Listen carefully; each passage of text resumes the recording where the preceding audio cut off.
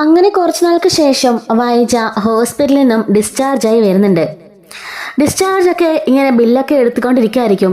ഈ ഒരു സമയത്ത് അലീന പോയിട്ട് ബാലചന്ദ്രനോട് പറയുന്നുണ്ട്, അച്ഛാ എങ്ങനെയെങ്കിലും അമ്മേനെ നമ്മുടെ വീട്ടിലേക്ക് കൊണ്ടുപോകണം.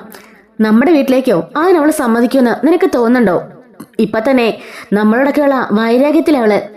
ഇത്രയും ദിവസമായിട്ടും ഞാനൊന്ന് കണ്ടില്ലല്ലോ, അതിന്റെ ദേഷ്യത്തിലാ. ആ കൂടെ അവൾ അങ്ങോട്ട് വരുമെന്ന് നിനക്ക് തോന്നുന്നുണ്ടോ?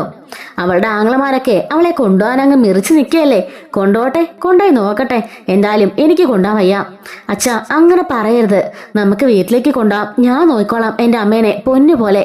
അമ്മയ്ക്ക് അങ്ങനെയെങ്കിലും എന്നോട് കുറച്ച് സ്നേഹം ഉണ്ടാവുമല്ലോ. ആർക്ക്? വൈജയ്ക്കോ? നിനക്കെന്താ വട്ടുണ്ടോ അലീനെ? വൈജനെ നിനക്ക് ശരിക്കും അറിയില്ല. 10-23 വർഷം കൊണ്ടേ എനിക്ക് നന്നായിട്ട് അറിയാം. വൈജ നീ ഉദ്ദേശിക്കുന്ന പോലെ ഒരാളേ അല്ല. അവൾ ഒരിക്കലും നിന്നെ സ്നേഹിക്കാനോ അംഗീകരിക്കാനോ പോകുന്നില്ല. ഒരുപക്ഷെ നീ മകളാന്നറിഞ്ഞാൽ പോലും അവൾ അംഗീകരിക്കുമെന്ന് എനിക്ക് ഉറപ്പില്ല. അത്രയ്ക്കും ഒരു കഠിന ഹൃദയമാണ് ഈ വൈജയന്തിയുടെ. അല്ലെങ്കിൽ പിന്നെ 10-22 വർഷം ആത്മാർത്ഥമായിട്ട് സ്നേഹിച്ച എന്നെ അവൾക്ക് ചതിക്കാൻ തോന്നുമായിരുന്നോ? ഒരിക്കലെങ്കിലും സത്യം അവൾ എന്നോട് തുറന്നു പറഞ്ഞേനെ എന്ന് പറയുന്നുണ്ട്. തുറന്നു പറഞ്ഞാലോ എന്താ സംഭവിക്കാം? അച്ഛൻ ഇപ്പൊ കാണിച്ച പോലെ തന്നെ അമ്മയെ ഉപേക്ഷിക്കും, അമ്മയോട് ദേഷ്യപ്പെടും, അമ്മേനെ വെറുക്കും. അതൊക്കെയല്ലേ സംഭവിക്കാം. അത് പേടിച്ചിട്ടായിരിക്കും അമ്മ പറയാഞ്ഞത്. ഓഹോ, അപ്പൊ നീ ഇപ്പോ നിന്റെ അമ്മയുടെ സൈഡായോ? അച്ഛാ പ്ലീസ്, ഞാൻ പറഞ്ഞൊന്ന് കേക്ക്. അച്ഛാ അത് പിന്നെ അച്ഛൻ അറിയുന്നതിൽ അത് എന്തുമാത്രം അമ്മയ്ക്ക് ബുദ്ധിമുട്ട് വിഷമമൊക്കെ ഉണ്ടാവും. പിന്നെ നിങ്ങളുടെ രണ്ടുപേരുടെ ലൈഫിനിടയിൽ അത് ഒരുപാട് പ്രശ്നങ്ങൾ ഉണ്ടാക്കില്ലേ. ആ ഒരു കാര്യം പേടിച്ചിട്ടാ അമ്മ ഇതൊന്നും തന്നെ പറയാതിരുന്നത്. ഒരു സ്ത്രീയും ഇങ്ങനെയുള്ള ഒരു കാര്യങ്ങളും സ്വന്തം ഭർത്താവിനോട് പറയില്ല. അവരുടെ ശിഷ്ടജീവിതം പിന്നെ ഒരു വല്ലാത്തൊരു പ്രതിസന്ധിയിലാവോച്ചാ, അതുകൊണ്ടാ. ശരി ശരി, എന്തായാലും ഞാനേ അവളോടൊന്ന് പറഞ്ഞു വെക്കാം. ഇതുവരെ ഞാൻ അവളെ കണ്ടില്ലല്ലോ, അവൾ അതിന്റെ ദേഷ്യത്തിലായിരിക്കും. ഈ ഒരു കാര്യം പറഞ്ഞ് അങ്ങോട്ട് ചെല്ലുമ്പോൾ അവൾ എന്നെ ആട്ടു പുറത്താക്കും. അത് നിനക്ക് കാണാലോ എന്ന് പറയുന്നുണ്ട്. അപ്പോ നമ്മുടെ അലീന പറയുന്നുണ്ട്, എന്തായാലും അങ്ങോട്ടേക്ക് കൊണ്ടുവരാന്ന് പറയുമ്പോൾ തന്നെ അമ്മ സമ്മതിക്കും. പക്ഷേ അമ്മയുടെ ഡിമാൻഡ് വെക്കും, ഞാൻ അവിടെ കാണരുതെന്ന്. അപ്പോൾ അച്ഛൻ എന്താ ചെയ്യാ? എന്തായാലും അങ്ങോട്ട് കൊണ്ടുവരണം എന്നുള്ളത് നിന്റെ ആഗ്രഹമാണല്ലോ, ഞാനത് സാധിച്ചു തരാം. അതിനി എന്തൊക്കെ ചെയ്യേണ്ടി വന്നാലും ഞാൻ ചെയ്യുമെന്നും ബാലചന്ദ്രൻ പറയുന്നുണ്ട് കേട്ടോ. അങ്ങനെ വൈജയുടെ മുറിയിലേക്ക് ബാലചന്ദ്രൻ കയറുന്നുണ്ട്. ബാലിനെ കണ്ടപാടെ വൈജയ്ക്ക് ഭയങ്കര സങ്കടവും ദേഷ്യവും എല്ലാം വരുന്നുണ്ട്. വൈജ ചോദിക്കുകയാണ്, എന്തിനാ ഇപ്പൊ നിങ്ങൾ എങ്ങോട്ടേക്ക് കയറി വന്നത്? കഴിഞ്ഞ കുറെ കാലമായിട്ട് ഞാൻ ഇവിടെ തന്നെ കിടക്കല്ലായിരുന്നോ? നിങ്ങളെന്നെ ഒരു നോക്കെങ്കിലും ഒന്ന് കാണാൻ വന്നോ? ബാലൻ പറയാണ്, അതിന് ഞാൻ എന്തിനാ വരേണ്ടത്? നിന്റെ ആങ്ങളമാരും നിന്റെ തള്ളയും നിന്റെ നാത്തുമാരും എല്ലാം സദാസമയം ഇവിടെ കയറി ഇറങ്ങി നടപ്പുണ്ടായിരുന്നല്ലോ. പിന്നെ ഞാൻ എന്തിനാ നിന്നെ കാണാൻ വന്നിട്ട്? ഓഹോ, അപ്പൊ അങ്ങനെയാണല്ലേ. അലീന അവിടെ ഉണ്ടല്ലോ, നിങ്ങൾക്കിപ്പോ അവളെ കണ്ടാൽ മതിയല്ലോ. അതെ, അവളെ കണ്ടാൽ മതി. പിന്നെ ഇന്ന് ഡിസ്ചാർജ് ആണല്ലോ, ഒരു കാര്യം പറയാൻ ഞാൻ വന്നത്. നിന്നെ എന്റെ വീട്ടിലേക്ക് കൊണ്ടുപോകാനാണ് എന്റെ തീരുമാനം. വൈജ പറയാണ്, ഞാൻ വരില്ല. ഇനി ആ നരകത്തിലേക്ക് ഞാനില്ല. ഞാനേ എന്റെ സ്വന്തം വീട്ടിലേക്ക് പോയിക്കോളാം. എനിക്കും സ്വന്തമായിട്ട് വീടൊക്കെ ഉണ്ട്. ഞാനിനി അങ്ങോട്ടില്ല. അതും ആ നാശം പിടിച്ചവള് അവിടെ ഉണ്ടല്ലോ, അവളുള്ളിടത്തേക്ക് ഞാനില്ല. അപ്പോഴേക്കും അങ്ങോട്ടേക്ക് രാജീവൻ കയറുകയാണ്. ഡിസ്ചാർജ് ഒക്കെ ഓക്കെ ആയിട്ടുണ്ടോ വൈജേ? നമുക്ക് നമ്മുടെ വീട്ടിലേക്ക് പോകാം. അപ്പോ ബാലും പറയുന്നുണ്ട്, വൈജേ ഞാൻ പറഞ്ഞതിന് അർത്ഥം നിനക്ക് മനസ്സിലായില്ലേ? എന്റെ വീട്ടിലേക്ക് പോവാന്നാ ഞാൻ പറഞ്ഞത്. ഞാൻ വരുന്നില്ല. അവിടെ വന്നാല് എന്നെ ആരെ നോക്കാനുള്ളത്? നിങ്ങൾ നോക്കൂ? ഇല്ലല്ലോ. നിങ്ങൾക്ക് എപ്പോഴും അവളുടെ പിന്നിൽ നടക്കാനല്ലേ സമയമുള്ളൂ. എന്നെ ആരും നോക്കണ്ട. ഞാനേ എന്റെ വീട്ടിലേക്ക് പോയിക്കോളാം. ഒരു ഹോം നേഴ്സിനെ എനിക്ക് വേണ്ടി അവിടെ റെഡിയാക്കിക്കോളും. അപ്പൊ നമ്മുടെ രാജകൻ പറയാണ്, അതെ, ഇനി എന്റെ പെങ്ങളെ അങ്ങോട്ട് വിട്ടുവരാനേ ഞങ്ങൾ ഉദ്ദേശിക്കുന്നില്ല. നീയും മറ്റേ ആ പെണ്ണും കൂടി എന്റെ പെങ്ങളെ ഇട്ടാവിട്ട് ഉപദ്രവിക്കാനാണെന്ന് ഞങ്ങൾക്കറിയാം. ഈ അവസ്ഥയില് നിങ്ങളെ കുത്തി നോവിക്കാലോ. അതിന് ഞാൻ എന്റെ പെങ്ങളെ വിട്ടുതരില്ല എന്ന് പറയുമ്പോ ബാലേന്ദ്രൻ പറയാണ്, എങ്കിൽ ശരി, നിങ്ങൾ എന്നുവെച്ച് തീരുമാനിച്ചോ. അങ്ങനെ ഇവളെ എന്റെ വീട്ടിലേക്കല്ലാതെ ഇവളുടെ വീട്ടിലേക്ക് കൊണ്ടുപോകാനാണ് നിങ്ങളുടെ പ്ലാനെങ്കിൽ ഞാനും വൈജയുമായിട്ടുള്ള ഭാര്യ ഭർത്തൃ ബന്ധത്തിന്റെ അവസാന ദിവസമായിരിക്കും ഇന്ന്. നാളെ രാവിലെ നിങ്ങളുടെ വീട്ടിലേക്ക് ഒരു ഡിവോഴ്സ് പേപ്പർ അങ്ങ് എത്തും. അതിൽ സൈൻ ചെയ്തേ അങ്ങ് വിട്ടേക്കണം. എത്രയും പെട്ടെന്ന് നമുക്ക് ഡിവോഴ്സ് ആയേക്കാം. പിന്നീട് ഒരിക്കലും നീ എന്നെയോ എന്റെ മക്കളെയോ കാണില്ല എന്നും പറഞ്ഞ് ബാലേന്ദ്രൻ ഇറങ്ങിപ്പോവാണ്. അപ്പോഴേക്കും വൈജ പറയുന്നുണ്ട്, എന്താ ഇയാൾ ഇങ്ങനെയൊക്കെ പറഞ്ഞത്? ഇവനെ തലയ്ക്കോ ഭ്രാന്ത് പിടിച്ചിരിക്കാം, അതവൻ അങ്ങനെയൊക്കെ പറഞ്ഞത്. വൈജയന്തി, എന്റെ ബലമായ സംശയം ആഗ്രഹിച്ച കാര്യങ്ങൾ എന്തേലും അയാൾ അറിഞ്ഞോന്നാ. എന്തായിട്ടെ പറഞ്ഞത്? അതെ, അവന് എന്തൊക്കെയോ സംശയമുള്ള പോലെ എനിക്ക് ഫീൽ ചെയ്യുന്നു. അന്ന് തന്നെ അവൻ ആഗ്രയിലേക്ക് പോയ കാര്യങ്ങള് പറഞ്ഞെന്ന് കേട്ടില്ലേ? ആഗ്രയിലെ കാര്യങ്ങളെങ്ങാനും അവൻ അറിഞ്ഞു കാണോ? ഏയ്, ഒരിക്കലും അറിഞ്ഞു കാണില്ല. എന്നെ ഇങ്ങനെ പറഞ്ഞ് പേടിപ്പിക്കാതെ. എൻ്റെ മനസ്സിന് ആകെപ്പാടെ വല്ലാത്തൊരു ബുദ്ധിമുട്ട് പോലെ. അതെങ്ങാനും ബാലേട്ടൻ അറിഞ്ഞ പിന്നെ തീർന്നു. ആ ഒരു സംശയവും എനിക്കുണ്ട്. പക്ഷെ ഈ അലിയുടെ വരവാ അതാ മൊത്തത്തില് ഒരു കൺഫ്യൂഷനായിട്ടിരിക്കുന്നത്. അപ്പോഴേക്കും വൈജ പറയാണ്, അങ്ങനാണെങ്കിൽ ഞാൻ എന്തായാലും അങ്ങോട്ടേക്ക് തന്നെ പോവാണ്. വീട്ടിലേക്ക് വന്നാൽ ശരിയാവില്ല. പറഞ്ഞത് കേട്ടില്ലേ, ഡിവോഴ്സ് ചെയ്യുന്ന. വേണമെങ്കിൽ അവൾ അതും കൂടി ചെയ്യിപ്പിക്കും. അങ്ങനെയാണെങ്കിലേ നീ ഒരു ഡിമാൻഡ് അങ്ങോട്ട് വെക്ക്. അലീന അവിടെ കാണരുതെന്ന് അങ്ങോട്ട് പറ. അങ്ങനെയാണെങ്കിൽ അങ്ങോട്ട് വരാന്നും പറ. അങ്ങനെയെങ്കിലും അവൻ അവിടെ നാളെ ഒഴിപ്പിച്ചു വിടുമല്ലോ എന്ന് പറയാണ്. അങ്ങനെ രാജീവൻ പുറത്തേക്ക് ഇറങ്ങിപ്പോയിട്ട് ബാലനോട് പറയുന്നുണ്ട്, അങ്ങോട്ടേക്ക് വരാന്ന് അവളെ സമ്മതിച്ചിട്ടുണ്ട്. പക്ഷേ അവൾക്കൊരു ഡിമാൻഡ് ഉണ്ട്. അവിടെ വരുമ്പം ആ അലീനെ കാണാൻ പാടില്ല. അപ്പോ ബാലേന്ദ്രൻ പറയാണ്, അതിന് എനിക്ക് സൗകര്യമില്ല. അലീന ഞാൻ ദത്തെടുത്ത എൻ്റെ മകളാ. അതുകൊണ്ട് അവൾ അവിടെ തന്നെ കാണും. അവൾക്ക് സൗകര്യം ഉണ്ട് വന്നാൽ മതി. അല്ല രാവിലെ ഒരു ഡിവോഴ്സ് പേപ്പർ അങ്ങോട്ട് എത്തുമെന്ന് അവളോട് പറഞ്ഞേക്ക് എന്നും പറഞ്ഞിട്ട് ബാലേന്ദ്രൻ അവിടെ നിന്ന് ഇറങ്ങിപ്പോവാൻ കേട്ടോ. രാജീവൻ പോയിട്ട് ഈ കാര്യങ്ങൾ വൈജോട് പറയാണ്. ബാലേട്ടനെന്നാലും എന്താ ഇങ്ങനെയൊക്കെ പെരുമാറുന്നത്? 10 വർഷമായിട്ട് ഇന്നവരെന്നോട് ഇങ്ങനൊന്നും ബിഹേവ് ചെയ്തിട്ടില്ല. ആദ്യമായിട്ടാണ് ഇങ്ങനെയൊക്കെ പറഞ്ഞത്. ഞാൻ എന്ത് പറഞ്ഞാലും അക്ഷരം പതി അപ്പഴേ അനുസരിക്കുന്ന ആളായിരുന്നു. പിന്നെ എന്താ സംഭവിച്ചെന്ന് എനിക്ക് മനസ്സിലാവുന്നില്ല എന്നൊക്കെ പറയുന്നുണ്ട് കേട്ടോ. അങ്ങനെ ആ പാടെ വൈജയ്ക്ക് ഭയങ്കര വിഷമാവാണ്. രാജുവും പറഞ്ഞിട്ടുണ്ട്, അല്ല എന്താ നിന്റെ തീരുമാനം? ആ അതിലവിടെ തന്നെ കാണും. പോകാനാണോ നിന്റെ തീരുമാനം? അതെ, ഞാൻ പോവാ. പോയില്ലെങ്കിലേ ശരിയാവില്ല. ഈ ഒരു അവസരം കൂടെ മുതലാക്കിയാലേ അവൾ അവിടെ തന്നെ അങ്ങ് കൂടും. എങ്ങനെയെങ്കിലും ഈ ഒരു സമയത്തുള്ളിൽ അവളെ അവിടെ നിന്ന് പുറത്താക്കണം. എനിക്ക് ആക്ഷൻ ഉണ്ടാവാനും വീട്ടിൽ നിന്ന് പുറത്താവാനും എല്ലാം കാരണക്കാരി അവൾ ഒറ്റ ഉയർത്തിയാ. ഞാനിവിടെ അവിടെ ഇല്ലെങ്കിലേ അവൾ സർവ്വരാജ്യവും കൈക്കലാക്കും. അതുകൊണ്ട് എത്രയും പെട്ടെന്ന് അവളെ പുറത്താക്കാൻ ഞാൻ അങ്ങോട്ട് പോയേ പറ്റുള്ളൂ എന്നും അവൾ പറയാൻ കേട്ടോ. അങ്ങനെ നമ്മുടെ വൈജയനെ ആംബുലൻസിലാക്കി ഇവരെ കൊണ്ടുവന്ന് നമ്മുടെ ബാലേന്ദ്രന്റെ വീട്ടിലേക്ക് കൊണ്ടുവന്നാക്കുന്നുണ്ട്. ബാലൻ അലിനോട് പറയാണ്, കണ്ടോ എല്ലാ ഡിമാൻഡുകളും ഒഴിവാക്കി അവൾ വന്നത് കണ്ടോ? എന്നെ കാണുമ്പോ ഇനി ദേഷ്യപ്പെടുവച്ചാ അതെന്തായാലും ഉണ്ടാവും. നീ അകത്തേക്ക് പോയിക്കോ. അവക്ക് ഇപ്പൊ തന്നെ കളി ഇളകണ്ട. അങ്ങനെ രാജീവനും അതുപോലെ തന്നെ രോഹിത്തും ഒക്കെ കൂടിയിട്ട് വൈജയനെ പതിയെ വീൽ ചെയറിൽ ഇറക്കിയിരുത്തി വീട്ടിലേക്ക് കയറ്റിക്കൊണ്ട് പോവാണ്. വാതക്കൽ സിറ്റൗട്ടിലിരുന്ന് പത്രം വായിക്കുകയായിരിക്കും കേട്ടോ ബാലേന്ദ്രൻ. അവൾ വന്നെന്ന് ഒരു മൈൻഡ് പോലും അവൻ ചെയ്യുന്നില്ല കേട്ടോ. ഒന്ന് നോക്കുന്ന കൂടെയില്ല. രാജീവൻ ആകെപ്പാട് നല്ല ദേഷ്യം വരുന്നുണ്ട്. വൈജയ്ക്കാണെങ്കിലും അങ്ങനെ തന്നെ. പിന്നെ അയാളുടെ ഭീഷണിയുടെ മുമ്പിൽ വഴങ്ങിക്കൊണ്ട് അവൾ നേരെ അകത്തേക്ക് ചെല്ലുന്നുണ്ട്. അങ്ങനെ കട്ടിലേൽ കൊണ്ടുവന്ന് അവളെ കിടത്താൻ കേട്ടോ. ഈ സമയത്ത് രാജീവൻ പറയാണ്, അവൻ എന്തൊക്കെയോ മനസ്സിലാക്കിയിട്ടുള്ള പ്രതികാരം പോലെയാ മോളെ എനിക്ക് തോന്നുന്നത്. അല്ലെങ്കിൽ അവൻ ഇങ്ങനെയൊന്നും ആയിരുന്നില്ലല്ലോ. എല്ലാവരോടും നല്ല സ്നേഹവും ബഹുമാനവും ഒക്കെ ആയിരുന്നല്ലോ. എന്നെ തന്നെ അവൻ അടിക്കാൻ കയ്യോങ്ങിയില്ലേ? അടിക്കുകയും ചെയ്തില്ലേ? അവന്റെ മനസ്സിൽ അപ്പൊ എന്തോ ഒരു വലിയൊരു പ്രശ്നമുണ്ട്. അതെന്താണെന്ന് നീ മനസ്സിലാക്കി എടുക്കണം. അതിന് നീ ഇവിടെ തന്നെ ഉണ്ടായാലേ പറ്റുള്ളൂ. അതിനായിട്ടാ ഞാൻ ഇങ്ങോട്ടേക്ക് വന്നത്. അല്ലെങ്കിൽ ഈ അപമാനം ഒന്ന് സഹിച്ച് ഞാൻ ഇങ്ങോട്ടേക്ക് വരില്ലായിരുന്നു. അങ്ങനെ എന്നെ പുറത്താക്കിയിട്ട് അവളുടെ കൂടെ അയാൾ സുഖിക്കണ്ട. അതുകൊണ്ട് തന്നെയാണ് ഞാൻ ഇങ്ങോട്ടേക്ക് വന്നത് എന്നും പറയാൻ കേട്ടോ. അവളോട് കാണും അലീന. എനിക്കറിയാം എന്നെ നോക്കാൻ പോണത് അവളായിരിക്കും. അവളെ കൊണ്ട് ഞാൻ ഇക്ഷ എന്നെ വരപ്പിക്കും. അവസാനം അവള് ഇവിടെ നിന്ന് ഇറങ്ങി ഓടേണ്ട അവസ്ഥ ഞാൻ ഉണ്ടാക്കും. ഞാൻ കാണിച്ചു കൊടുക്കുന്നുണ്ട് എന്ന് പറയാൻ കേട്ടോ. അങ്ങനെ രാജീവൻ അവിടുന്ന് ഇറങ്ങി പോകുന്നുണ്ട്. ബാലേന്ദ്രനാണെങ്കിലോ ഇവൻ പോയതിനു ശേഷം അലീനെ വിളിക്കുന്നുണ്ട് കേട്ടോ. അവളെ കൊണ്ടുവന്ന് അകത്ത് കിടത്തിയിട്ടുണ്ട്. നിന്റെ ജോലി നീ തുടങ്ങിക്കോ. അമ്മയെ ശുശ്രൂഷിക്കണമെന്ന് ഭയങ്കര ആഗ്രഹമില്ലായിരുന്നോ എന്ന് ചോദിക്കാണ്. രോഹിത്തും ബബിതയും അതുപോലെ തന്നെ നമ്മുടെ കൃഷ്ണമോളും കൂടിയിട്ട് അകത്തേക്ക് ചെല്ലുന്നുണ്ട്. അമ്മയെ അടുത്ത് പോയിരുന്ന് അവർ സംസാരിക്കുകയൊക്കെ ചെയ്യാണ്. വൈദ്യ ചോദിക്കാണ്, അമ്മയുള്ള ഇത്രയും ദിവസം എല്ലാവർക്കും സന്തോഷമായിരുന്നോ? എന്താ അമ്മ ഇങ്ങനെയൊക്കെ പറഞ്ഞത്? ഞങ്ങൾ അമ്മയെ കാണാൻ എന്നും വരുമായിരുന്നല്ലോ. പിന്നെന്തിനാ അമ്മ ഇങ്ങനെയൊക്കെ പറയുന്നേ? നിങ്ങൾ വരുമായിരുന്നു, പക്ഷെ ഞങ്ങളുടെ അച്ഛനോ എന്നെ കാണാൻ ഒരു നോക്കെങ്കിലും കാണാൻ വന്നോ? ബബിത പറയാണ്, ആ അലീനയുടെ കൂടെ ഏത് നേരം കറക്കുവാമേ. ഛേ, എന്താ ചേച്ചി ഇങ്ങനെയൊക്കെ പറഞ്ഞത്? അങ്ങനൊന്നും ഇല്ല. അച്ഛൻ ഇടയ്ക്ക് എപ്പോഴോ അല്ല ചേച്ചിയും കൊണ്ടുവന്ന് പള്ളിയിൽ പോയി. അതും അമ്മയ്ക്ക് വേണ്ടി പ്രാർത്ഥിക്കാൻ വേണ്ടി പോയതാ. എനിക്ക് വേണ്ടി പ്രാർത്ഥിക്കാനോ? അവളോ? ഞാൻ എത്രയും പെട്ടെന്ന് മേളിൽ എടുക്കണമായിരിക്കും അവളെ പ്രാർത്ഥിക്കാൻ പോയത്. നാശം പിടിച്ചവൾ വന്ന് കയറിയപ്പോ തൊട്ട് എന്റെ ജീവിതം തകർന്നുകൊണ്ടിരിക്കാം. ഒരു കൊച്ചു പെണ്ണല്ലെന്നോർത്ത് ഞാൻ എല്ലാം ക്ഷമിച്ചത് സഹിക്കാൻ ചെയ്തതാണ് എനിക്ക് പറ്റിയ തെറ്റ് എന്നും വൈജ പറയുന്നുണ്ട്. അങ്ങനെ ഇവര് മൂന്നുപേരും അവരുടെ കാര്യത്തിൽ പോവാൻ കേട്ടോ. ഈ സമയത്ത് അലീനയാണെങ്കിലോ അവൾക്കുള്ള ഫുഡൊക്കെ ആയിട്ട് വരുന്നുണ്ട്. ഫുഡെല്ലാം ഉണ്ടാക്കിക്കൊണ്ട് വന്നിട്ട് മാഡത്തിന് ഞാൻ തന്നെ തരട്ടെ എന്ന് ചോദിക്കുകയാണ്. നീ അവിടെ വെച്ചേ, എന്നിട്ട് പോയി എനിക്കൊരു ഗ്ലാസ് ചൂടുവെള്ളം കൊണ്ടുപോവാ. അയ്യോ കൊണ്ടുവന്നിട്ടുണ്ട്, ഇതല്ല ഒലിവായിട്ടാ, ഒരു ഗ്ലാസ് ചൂടുവെള്ളം കൊണ്ടുപോവാ എന്ന് പറയാൻ കേട്ടോ. അത് തിളപ്പിക്കാനായിട്ട് അവൾ അങ്ങോട്ടേക്ക് പോകുന്ന സമയത്ത് അവൾ കൊണ്ടുവച്ച കഞ്ഞിയും കറിയും എല്ലാം തട്ടി താഴെ കളയാൻ കേട്ടോ. കുപ്പിപ്പേറ്റൊക്കെ പൊട്ടിപ്പോകുന്നുണ്ട്, തറയെ മൊത്തം ഇങ്ങനെ വലിച്ചേരി കിടക്കാണ്.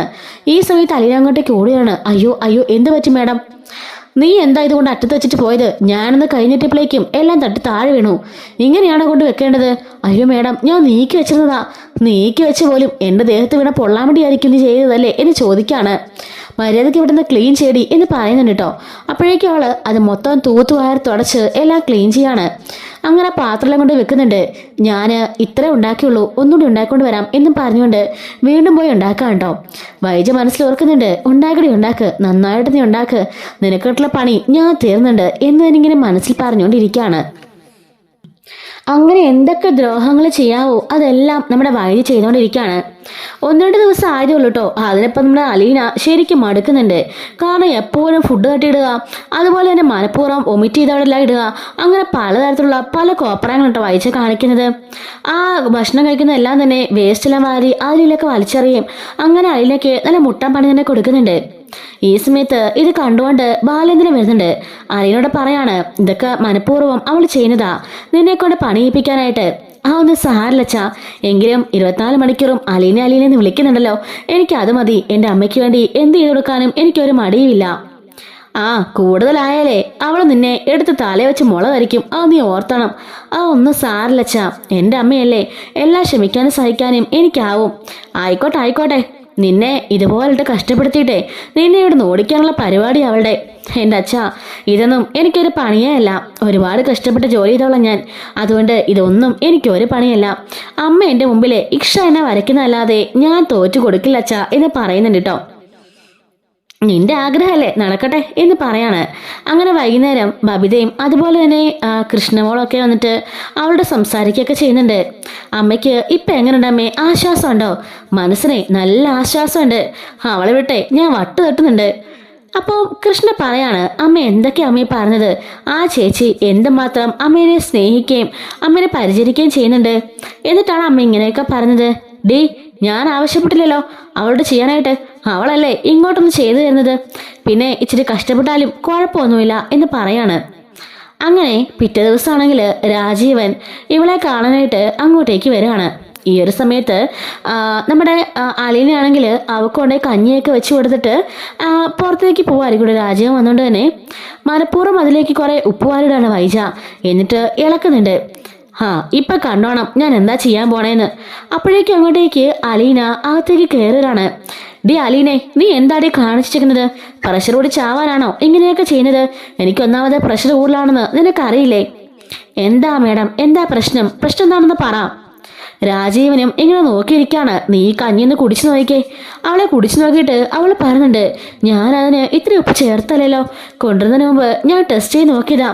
കൊണ്ട് കളയടി നിന്റെ ഉപ്പ്, നിന്റെ കഞ്ഞി എന്നും പറഞ്ഞുകൊണ്ട് ആ പാത്രത്തോടെ ആ കഞ്ഞി എടുത്ത് അലീനയുടെ ദേഹത്തേക്ക് ഒഴിക്കുകയാണ്. നല്ല ചൂട് കഞ്ഞിയായതുകൊണ്ട് തന്നെ പെട്ടെന്ന് അവൾക്ക് പൊള്ളുന്നുണ്ട് കേട്ടോ. അവൾ പെട്ടെന്ന് തന്നെ അവൾ ഓടിപ്പോവാണ്. എന്നിട്ട് വാഷ്റൂമിലേക്ക് കയറിയിട്ട് അവളുടെ ദേഹം മുഴുവനും പച്ചവെള്ളം ഒഴിച്ച് അവൾ കഴുകുന്നുണ്ട് കേട്ടോ. അത്രയ്ക്കൊരു ക്രൂരതയാണ് അലീനയോട് വൈദ്യ ചെയ്തത്. എങ്ങനെയുണ്ട് രാജീവേട്ടാ? ഞാനിപ്പോൾ ഇങ്ങോട്ട് വന്നത് നല്ലതായില്ലേ? അവൾ വിട്ടെ ഞാൻ ഇക്ഷ വരപ്പിക്കുന്നുണ്ട്. ശരിക്കും അവൾ മടുത്തു. 3-4 ദിവസം കൊണ്ടേ അവൾ മടുത്തിരിക്കുക. ഇനി അവള് ഇവിടെ നിന്ന് ഇറങ്ങി ഓടുന്നത് ഞാൻ കാണിച്ചു തരാം. ഇനി ഇതെങ്ങാനും പോയവള് ബാലേന്ദ്രനോട് പറയുമോ? പറഞ്ഞാലും എനിക്കൊരു കുഴപ്പമില്ല. എന്നെയും കൊണ്ട് പറഞ്ഞത് അയാൾ തന്നെയല്ലേ, അതുകൊണ്ട് അനുഭവിക്കട്ടെ എന്ന് പറയാൻ കേട്ടോ. റൂമിലേക്ക് പോയിട്ട് അവൾ ഡ്രസ്സെല്ലാം മാറിയിട്ട് വേറെ ഡ്രസ്സ് ഇടുന്നുണ്ട് കേട്ടോ. എന്നിട്ട് അവൾ നേരെ അടുക്കളയിലേക്ക് പോയിട്ട് വേറെ കഞ്ഞി വെച്ച് അത് തണുപ്പിച്ചു കൊണ്ടുവന്ന് വൈജയ്ക്ക് കൊടുക്കാണ്. വൈജ അത് അന്തിച്ച് നോക്കി നിൽക്കാൻ കേട്ടോ, ഇവൾ എന്തായി കാണിക്കുന്നതെന്ന്.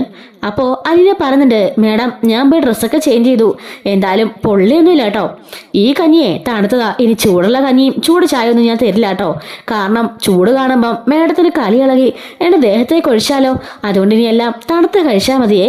ദേ കഞ്ഞി വെച്ചിട്ടുണ്ടേ, കഴിക്കണേ എന്നും പറഞ്ഞ് ചിരിച്ചുകൊണ്ട് അവളെന്ന് കളിയാക്കിയിട്ട് അവിടുന്ന് പോവാണ്. രാജീവൻ പറയാണ്, ഇവള് ഒരു നടക്കി പോകും തോന്നില്ല, അവള് മനഃപൂർവ്വം ഇതെല്ലാം ചെയ്യാണ്, നിന്നെ മനഃപൂർവ്വം ദേഷ്യം പിടിപ്പിക്കാൻ വേണ്ടിട്ട്. അതെനിക്ക് മനസ്സിലായി രാജീവേട്ടാ. എന്താ ചെയ്യുന്നതെന്ന് രാജീവേട്ടൻ കണ്ടോ? അവളെ ശരിയാക്കുന്നുണ്ട് എന്നും പറഞ്ഞ് വൈദ്യ ശരിക്കും കലിപ്പിച്ച് നിൽക്കുകയാണ്. രാജീവൻ അവിടെ നിന്ന് പോവാണ് കേട്ടോ. രാത്രിയില് വൈദ്യരികിലേക്ക് അലീന ഇങ്ങനെ കിടക്കാൻ വരുന്നുണ്ട്. അങ്ങനെ തറയിൽ വന്നവൾ പായിട്ട് കിടക്കാം കേട്ടോ. അപ്പോഴേക്കും വൈദ്യക്ക് കുടിക്കാനായിട്ട് അവിടുന്ന് വെള്ളം കൊണ്ടുവച്ചിരിക്കുകയാണ്. ഈ വെള്ളം രാത്രി എടുത്ത് അവളുടെ തലയിലേക്ക് ഒഴിച്ചുവിടുന്നു കേട്ടോ വൈദ്യ. അപ്പോഴേക്കും അലീന ഞെട്ടി എഴുന്നേൽക്കുന്നുണ്ട്. എന്താ മേഡം, എന്തായി കാണിക്കുന്നത്? എന്റെ ദേഹത്താണ് വെള്ളം ഒഴിക്കുന്നത്. പിന്നെ എത്ര പ്രാവശ്യം നിന്നെ വിളിച്ചു? എനിക്കിന്ന് ബാത്റൂമിൽ പോകണം. എന്നെ പിടിക്കാനായിട്ട് ഞാൻ വിളിച്ചുവിളിച്ചിട്ട് തൊണ്ട പൊട്ടി. എന്തൊരു ഉറക്കമായത്. അതിന് ഞാൻ അങ്ങനെ ഉറക്കബോധമില്ലായിരുന്നു, ഉറങ്ങാറൊന്നുമില്ല. ഒറ്റ വിളിക്ക് ഞാൻ എഴുന്നേക്കുന്നതാ. അതിപ്പോ മനസ്സിലായി എത്ര വിളിക്കാണെന്ന്. ഇങ്ങോട്ട് എണീറ്റ് വാടി എന്നും പറഞ്ഞുകൊണ്ട് അലീന പതിയെ വൈജയന്റെ കൂട്ടി ബാത്റൂമിലേക്കൊക്കെ പോകുന്നുണ്ട് കേട്ടോ. അലീന ശരിക്കും നനഞ്ഞ് കുളിച്ചു കേട്ടോ. അങ്ങനെ അവൾ പോയി വീണ്ടും ഡ്രസ്സ് മാറിയിട്ട് വരികയാണ്. തലയൊക്കെ തുവത്തിട്ട് അവിടെ വന്ന് ഇരിക്കുന്നുണ്ട്.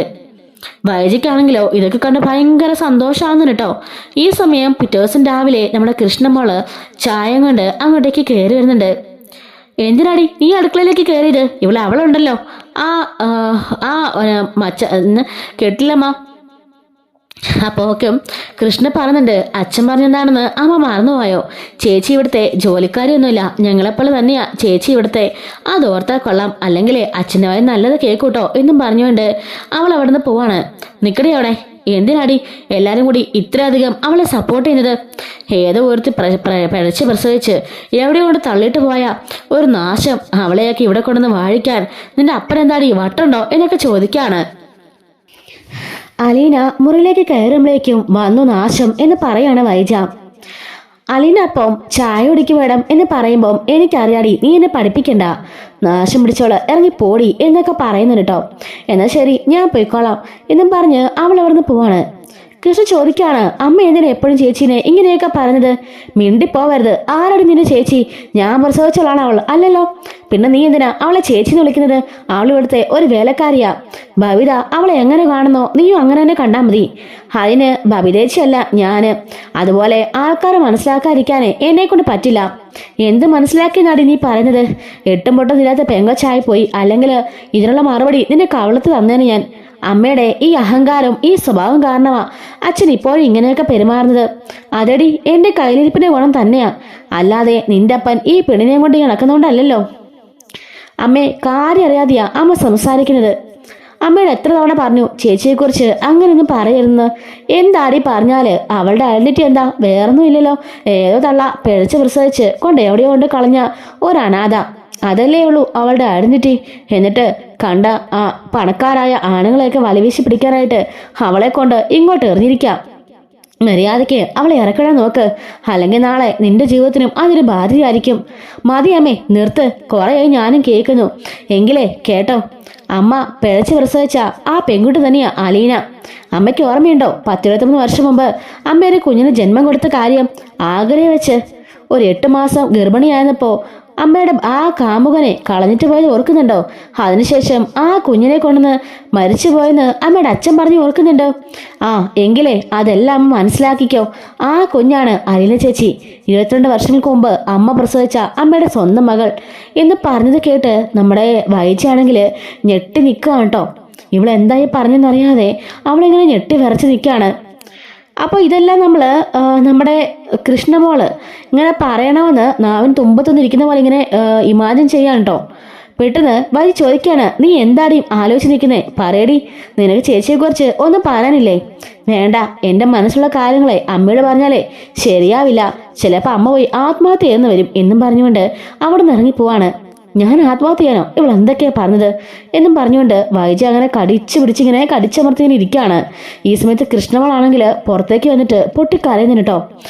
സത്യം പറഞ്ഞിരുന്നെങ്കിലേ അമ്മ ആത്മഹത്യ ചെയ്തേനെ, അല്ലെങ്കിലേ ഞാൻ പോയി പറഞ്ഞേനെ മുഖത്ത് നോക്കി അമ്മ പിഴച്ച് പ്രസവിച്ച കുട്ടി അലീനാന്ന്. എന്നിട്ട് ഒന്നും അറിയാത്ത പോലെ എൻ്റെ അച്ഛനെ ചതിച്ച് ഞങ്ങളെല്ലാം ചതിച്ചു നടക്കുക എന്നും പറഞ്ഞ് ദേഷ്യപ്പെട്ട് കൃഷ്ണമോള് അവിടുന്ന് പോകണുണ്ട് കേട്ടോ. ഈ സ്റ്റോറി ഇഷ്ടമായിരുന്നുണ്ടെങ്കിൽ ചാനൽ മറക്കാതെ സബ്സ്ക്രൈബ് സപ്പോർട്ട് ചെയ്യണേ. Thanks for watching.